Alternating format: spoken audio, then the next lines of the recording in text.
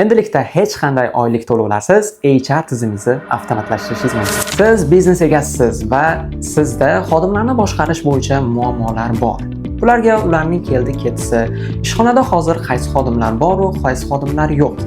Yoki bo'lmasam ishchilaringizda ishlashga bo'lgan rag'bati kam, ishga kech qoladi yoki ishdan erta ketib qoladi.